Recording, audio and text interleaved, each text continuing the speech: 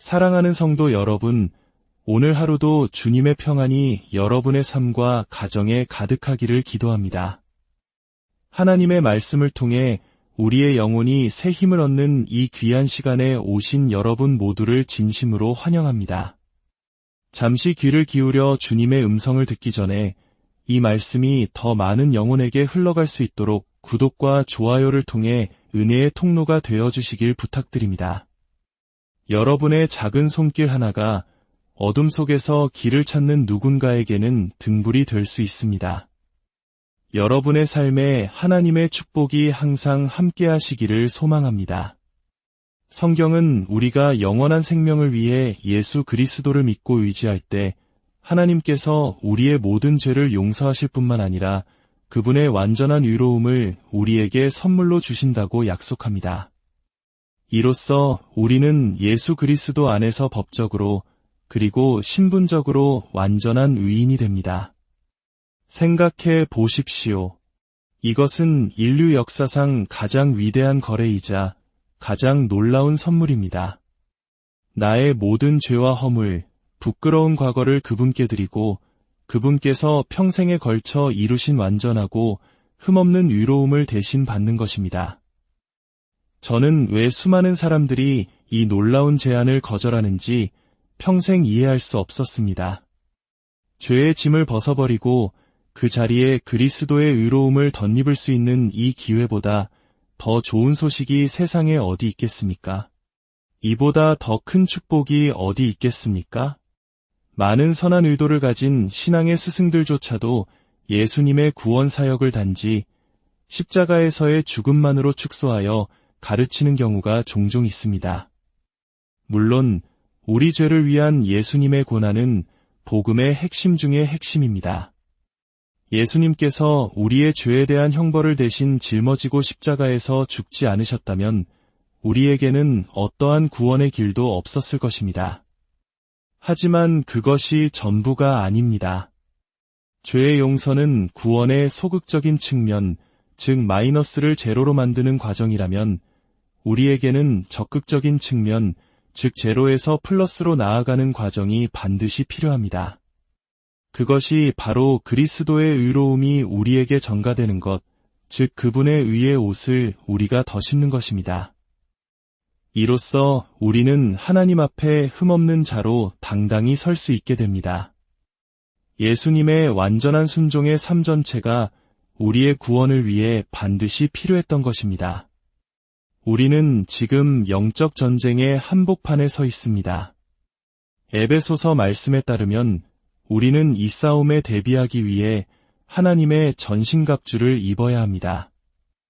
오늘 우리가 스스로에게 던져야 할 질문은 바로 이것입니다. 나는 이 영적 전쟁에 참여할 준비가 된 삶을 살고 있는가? 나는 과연 위의 호심경, 즉 위의 흉배를 붙이고 있는가? 오래전 한 저명한 목사님께서 그리스도인들이 자신의 신앙을 다른 사람들에게 전하지 못하는지에 대해 깊이 연구한 적이 있습니다. 그는 사람들이 복음을 전하지 못하는 이유가 아마도 두려워서 혹은 어떻게 전해야 할지 몰라서일 것이라고 예상했습니다. 하지만 놀랍게도 설문조사 결과는 전혀 달랐습니다. 가장 압도적인 첫 번째 이유는 이것이었습니다. 제가 살아가는 삶의 모습 때문에 차마 복음을 전할 수가 없습니다. 이 익명의 설문에 답한 사람들의 고백은 우리가 위에 호심경을 붙여야 하는지에 대한 핵심을 정확히 꿰뚫고 있습니다. 고대 로마 군인의 갑옷에서 호심경, 즉 흉배는 목부터 허벅지까지 몸의 가장 중요한 부분을 보호하는 갑옷이었습니다. 심장, 폐, 간과 같은 생명과 직결된 장기들을 적의 칼과 창으로부터 지켜주는 역할을 했죠. 만약 병사가 이 흉배 없이 전쟁터에 나간다면 그는 적의 공격에 치명적으로 노출될 수밖에 없습니다. 날아오는 화살 하나가 심장을 꿰뚫는 순간 그의 생명은 즉시 끝나버릴 것입니다. 성경에서 우리에게 위에 호심경을 붙이라고 명령할 때 이는 바로 이러한 영적인 상징을 담고 있습니다. 그렇다면 위의 호심경이 상징하는 것은 구체적으로 무엇일까요? 크게 네 가지로 나누어 생각해 볼 수 있습니다. 첫째, 호심경은 그리스도의 의를 상징합니다. 성경은 우리가 그리스도인이 되는 순간 즉시 그리스도의 의로움을 선물로 받는다고 말합니다. 고린도전서 1장 30절에서 사도 바울은 이렇게 선포합니다. 너희는 하나님으로부터 나서 그리스도 예수 안에 있고 예수는 하나님으로부터 나와서 우리에게 지혜와 의로움과 거룩함과 구원함이 되셨으니 이것이 무슨 의미인지 잠시 깊이 생각해 보시기 바랍니다. 하나님의 완전한 아들이신 예수 그리스도께서 이 땅에 오셔서 십자가에 달려 돌아가셨을 때 인류 역사상 가장 위대한 영적 거래가 일어났습니다. 그 순간 예수님은 우리의 모든 죄를 자신의 몸에 짊어지셨습니다. 과거와 현재 그리고 미래의 모든 인류의 죄가 십자가에 달리신 예수님의 마음에 지워졌고 그분은 자신의 죽음을 통해 그 모든 죄의 값을 완벽하게 치르셨습니다. 그리고 동시에 우리가 그분을 믿을 때 그분은 자신의 완전한 의로움을 우리에게 주십니다. 우리는 그리스도 예수 안에서 신분적으로 의롭게 됩니다. 이것이 바로 신분적 의입니다. 사탄이 하나님 앞에서 우리를 참소하고 비난할 때 저 자를 보십시오. 저렇게 추악한 죄인입니다. 라고 외칠 때 하나님 아버지는 우리를 보시는 것이 아니라 우리를 덮고 있는 아들 예수 그리스도의 완전한 위의 옷을 보십니다. 하나님은 예수님의 죽음으로 우리의 모든 죄가 용서되었다는 것을 아십니다. 그리고 예수님께서 평생의 순종으로 얻으신 그 의로움이 우리의 삶에 전가되었다는 것도 아십니다. 이제 내 인생이라는 책의 표지는 예수 그리스도 그 자체가 되었습니다. 이 진리가 여러분에게 어떤 의미로 다가오는지요? 이것이야말로 얼마나 놀라운 진리입니까? 이것이 바로 위의 호심경이 제공하는 첫 번째 수준의 보호입니다. 둘째, 호심경은 그리스도인의 의를 상징합니다. 우리가 받은 신분적 의가 전부라면 성경은 우리에게 의롭게 살거나 의를 추구하라고 가르칠 필요가 없었을 것입니다. 하지만 성경은 끊임없이 우리에게 거룩한 삶을 살라고 명령합니다. 성화라는 말을 들어보셨을 겁니다. 어렵게 들릴 수 있지만 성화란 거룩하게 되어가는 과정을 의미합니다. 가장 쉽게 정의하자면 성화란 우리가 이미 신분적으로 얻은 존재가 실제 삶 속에서도 그렇게 되어가는 것입니다. 여러분은 신분적으로 누구입니까? 바로 그리스도의 의입니다. 이제 하나님은 우리가 이 땅을 살아가는 동안 우리가 이미 누구인지를 기억하며 그 신분에 걸맞게 살아가기를 원하십니다. 의롭게 걷고 의로운 삶을 살기를 바라시는 것입니다. 많은 그리스도인들의 문제는 신분적인 갑옷은 입고 있으면서 실제적인 삶의 갑옷은 입기를 거부한다는 데 있습니다. 이 위의 호심경은 그리스도의 의뿐만 아니라 그것을 믿는 그리스도인의 의로운 삶을 함께 상징합니다. 이제 날마다 우리의 신분에 합당한 삶을 사는 것은 우리의 책임입니다. 누군가 이렇게 말했습니다. 우리가 저 하늘에서 그리스도 안에서 의롭다면 그분은 이 땅에서 우리 안에서 의로우셔야 한다. 셋째, 호심경은 일관된 의를 상징합니다. 에베소서 본문은 위에 호심경을 붙이고 라고 말합니다. 이는 한 번 하고 끝나는 행위가 아님을 의미합니다. 우리는 계속해서 위에 호심경을 붙여야 합니다. 의로움은 일주일에 하루, 주일에만 교회에서 경건하게 차려입는 사치품이 아닙니다. 일주일 내내 7일 동안 반드시 필요한 필수품입니다. 우리가 이 영적 전쟁에서 승리하기를 원한다면 의로운 삶은 매일의 실천이 되어야 합니다. 넷째, 호심경은 제어된 애, 즉 습관이 된 의를 상징합니다. 성경은 우리가 의롭게 사는 것을 습관으로 만들라고 가르칩니다. 이러한 원리들을 우리 삶에서 계속해서 경작하여 나중에는 생각하지 않아도 자연스럽게 행동으로 나올 수 있도록 만들어야 합니다.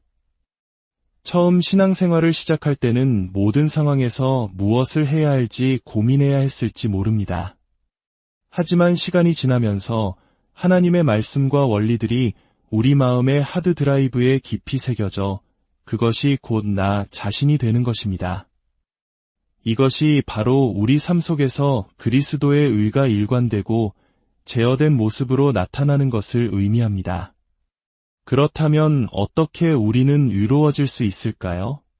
단순히 더 열심히 노력하면 될까요? 사도 바울조차도 로마서에서 내가 원하는 바서는 행하지 아니하고 도리어 원하지 아니하는 바 악을 행하는도다라며 그 고통을 토로했습니다. 노력만으로는 불가능합니다. 그렇다면 그저 가만히 있으면 하나님이 다 해주실까요? 그렇지 않습니다. 위의 호심경이 어디에 위치하는지 다시 생각해 보십시오. 바로 우리의 심장, 가장 중요한 장기들을 덮고 있습니다. 이 갑옷은 적의 화살로부터 우리의 마음을 지키기 위해 주어졌습니다. 성경에서 마음은 감정의 자리이자 애정의 중심입니다.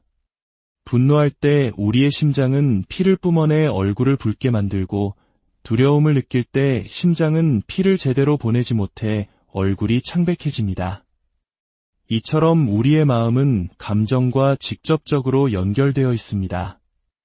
위에 호심경을 붙인다는 것은 우리의 마음을 지키는 것에서 시작됩니다. 더 나은 삶을 살기 위해 애쓰는 대신 우리는 다시 한번 예수님과 사랑에 빠져야 합니다. 하나님을 더 깊이 사랑하는 법을 배워야 합니다. 왜냐하면 그 관계가 우리의 모든 행동을 결정하기 때문입니다. 말씀과 기도, 예배와 교제를 통해 주님을 사랑하는 법을 배울 때, 거룩함을 연습할 때, 마음으로부터 하나님을 사랑하게 될 때 우리의 삶은 변화하기 시작합니다. 주님을 실망시키거나 슬프게 할 행동을 결코 하지 않도록 저를 도와주세요. 라는 기도가 절로 나오게 됩니다. 제가 부끄럼 없이 예수 그리스도를 사랑한다고 고백할 수 있는 이유는 그분이 저를 얼마나 사랑하시는지를 새롭게 깨달았기 때문입니다. 그리고 그 사랑이 제가 무엇을 하고 무엇을 하지 말아야 할지를 결정합니다. 이것이 바로 위의 호심경의 핵심입니다. 우리의 마음이 세상의 것들에 상처받지 않도록 보호하여 하나님을 향한 사랑에 기초한 거룩한 삶을 살아갈 수 있도록 지켜주는 것입니다. 사랑하는 성도 여러분, 지금 여러분의 마음은 어디에 있습니까? 많은 현대 그리스도인들이 이 마음의 전쟁에서 지고 있습니다. 세상이 제공하는 것들에 마음을 빼앗겨 버렸습니다. 성경은 우리의 보물이 있는 곳에 우리의 마음도 있다고 말합니다. 당신의 마음이 있는 곳이 당신의 삶의 방식을 결정하고 당신의 우선순위를 정합니다. 혹시 이렇게 생각할지 모릅니다. 목사님, 제가 그렇게 살려면 포기해야 할 것들이 너무 많을 것 같아요. 하지만 기억하십시오. 우리가 하나님을 위해 무언가를 포기할 때 하나님은 그것을 훨씬 더 좋은 것으로 반드시 채워주십니다. 하나님께 드린 것보다 더 적게 돌려받는 법은 절대로 없습니다. 도시락을 드렸던 소년을 기억하십니까? 그는 수만 명의 사람들이 배불리 먹는 기적을 목격했고 자신이 드렸던 것보다 12배나 더 많이 돌려받았습니다. 예수님을 위해 자신의 무덤을 내어드렸던 사람은 사흘 뒤 향기로 가득 찬 빈 무덤과 함께 인류 역사상 가장 위대한 부활의 증인이 되는 영광을 얻었습니다. 여러분이 자신의 삶을 하나님께 드리고 그분이 원하시는 사람으로 만들어달라고 간구하며 그분께 헌신하고 순종할 때 여러분은 위의 호심경을 입게 되는 것입니다. 이제 여러분은 전쟁에 나갈 준비를 하고 있습니다. 당신이 믿는 진리가 있고 당신의 마음에 진실함이 있습니다. 당신을 덮고 하나님께 받아들여지게 하는 그리스도의 의가 있으며 매일 진리 안에서 걷는 당신 자신의 실천적인 의가 있습니다. 우리의 영적인 심장이 죄로 인해 손상되면 참된 영적 생명은 불가능합니다. 하지만 예수 그리스도의 의로움, 그분의 마음에서 흘러나온 그 의를 믿음으로 받아들일 때 우리의 망가진 심장은 수리되고 새롭게 될 수 있습니다.